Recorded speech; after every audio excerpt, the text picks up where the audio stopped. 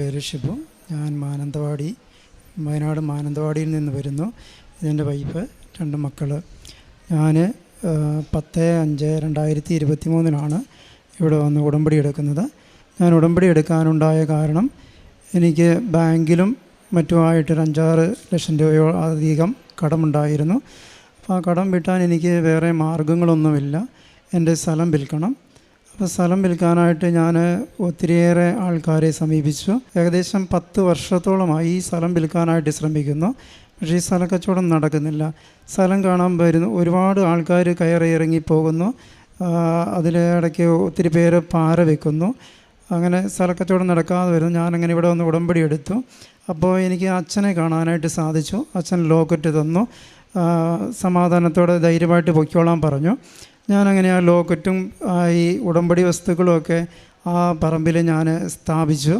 അങ്ങനെ ബാങ്കിൽ നിന്ന് ഇടയ്ക്ക് എന്നെ വിളിക്കും, ശല്യം ചെയ്യും. അപ്പം അങ്ങനെ ആയിക്കഴിഞ്ഞപ്പോൾ ഞങ്ങളുടെ റൂമിൽ ഈശോയിൻ്റെയും മാതാവിൻ്റെ രൂപമുണ്ട്. ഈ ആധാരത്തിൻ്റെ കോപ്പി ഞങ്ങൾ എടുത്തിട്ട് ഈ രൂപത്തിൻ്റെ അടിയിൽ വെച്ച് അമ്മയ്ക്കും ഈശോയ്ക്കും സമർപ്പിച്ചു. പിന്നെ ബാങ്കുകാരെ സമർപ്പിച്ചു. അപ്പോൾ പിന്നെ എനിക്ക് ഭയമില്ല, ഇനി ജപ്തി ചെയ്യുകയോ മറ്റ് ശല്യങ്ങളോ ഒന്നും ഉണ്ടാവുകയില്ല. അപ്പം അത് കഴിഞ്ഞിട്ട് എന്നെ അദാലത്തിൽ വിളിച്ചു. ആ അദാലത്തിൽ എനിക്ക് കുറച്ച് പൈസ ഇളവ് കിട്ടി. അപ്പോൾ ഇങ്ങനെ മുന്നോട്ട് പോകുന്ന സമയത്ത് ഞാൻ ഒരു ദിവസം എൻ്റെ അമ്മയുടെ ഈശോയുടെ രൂപം എടുത്ത് എന്നെ നെഞ്ചോട് ചേർത്ത് മുത്തം കൊടുത്തിട്ട് ഞാനിങ്ങനെ കരഞ്ഞു ചോദിച്ചു, എന്നെ രക്ഷിക്കാനായില്ലേ എന്ന്. അങ്ങനെ 2-3 ദിവസം കഴിഞ്ഞപ്പോഴേക്കും ഈ സ്ഥലം കൊടുക്കുന്നോ എന്ന് ചോദിച്ച ആൾ വന്നു. അങ്ങനെ ആ സ്ഥലക്കച്ചവടം നടന്നു. ആ സ്ഥലക്കച്ചവടം നടന്നു കിട്ടുകയും ബാക്കി കടങ്ങൾ വീട്ടുവാൻ സാധിക്കുകയും ചെയ്തു. അതിനുശേഷം എനിക്ക് പിന്നെ വേറൊരു വീടും സ്ഥലവും വേണമല്ലോ. അപ്പോൾ ഞാൻ അമ്മയോട് ഈശോയോടും വീണ്ടും പ്രാർത്ഥിച്ചു. അപ്പോൾ വലിയ താമസിക്കാതെ എനിക്ക് വഴി സൗകര്യം, വെള്ളം, കറണ്ട് എല്ലാത്തോടും കൂടിയ ഞാനൊരു 10 സെൻറ്റ് സ്ഥലമാണ് ആഗ്രഹിച്ചത്. 10 സെൻറ്റ് സ്ഥലം, ഒരു ചെറിയ വീടും. പക്ഷേ അമ്മ എനിക്ക് തന്നത് 35 സെൻറ്റ് സ്ഥലവും നല്ലൊരു വീടും കൂടിയായിരുന്നു.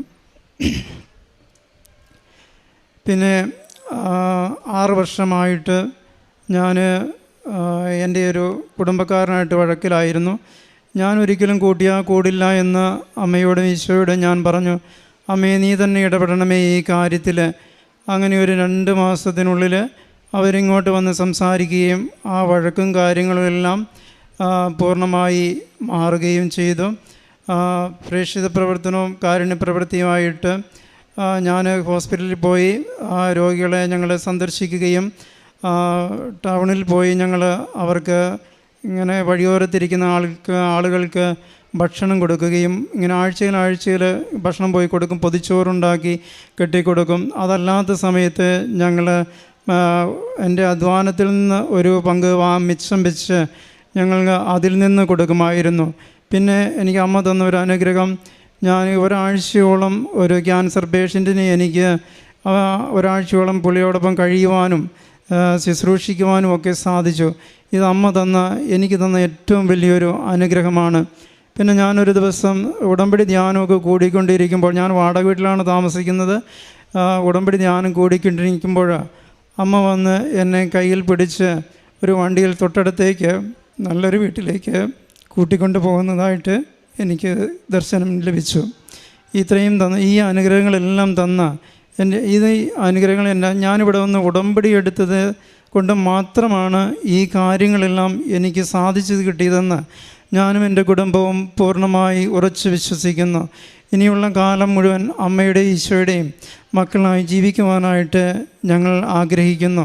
ഇത്രയും അനുഗ്രഹങ്ങൾ തന്ന അമ്മയ്ക്കും ഈശോയ്ക്കും കോടാനുകോടി നന്ദികൾ ഞങ്ങൾ അർപ്പിക്കുന്നു.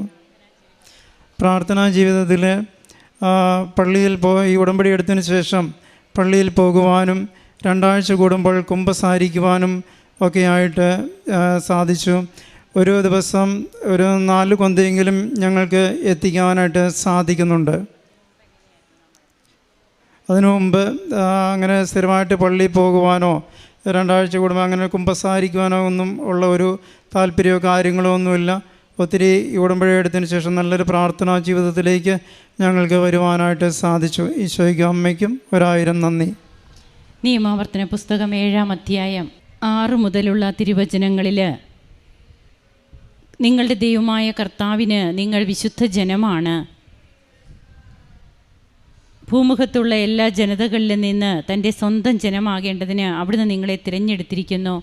കർത്താവ് നിങ്ങളെ തിരഞ്ഞെടുത്തതും സ്നേഹിച്ചതും മറ്റ് ജനതകളേക്കാൾ നിങ്ങൾ എണ്ണത്തിൽ കൂടുതലായിരുന്നത് കൊണ്ടല്ല, നിങ്ങൾ മറ്റെല്ലാ ജനതകളെയും കാൾ ചെറുതായിരുന്നു.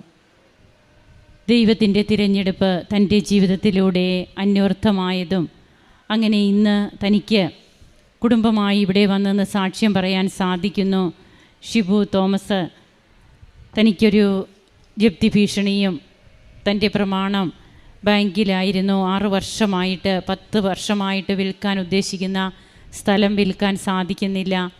അതുമൂലം കടബാധ്യതകളേറി വരുന്നതിൻ്റെയും, ഇവിടെ വന്ന് ഉടമ്പടിയെടുത്ത് ബഹുമാനപ്പെട്ട VP ജോസഫ് അച്ഛൻ്റെ ബ്ലെസ്സിങ് ലഭിച്ച് പിന്നീട് താൻ ഉടമ്പടി നേർച്ച വസ്തുക്കളൊക്കെ വിൽക്കാതെ കിടന്ന തൻ്റെ സ്ഥലത്ത് പുരയിടത്തിലിടുമ്പോൾ സ്ഥലം വിൽപ്പന നടക്കുന്നു, കടബാധ്യതകൾ തീരുന്നു, പ്രമാണം ബാങ്കിൽ നിന്ന് തനിക്ക് സ്വന്തമാക്കുവാനായിട്ടൊക്കെ കഴിഞ്ഞു.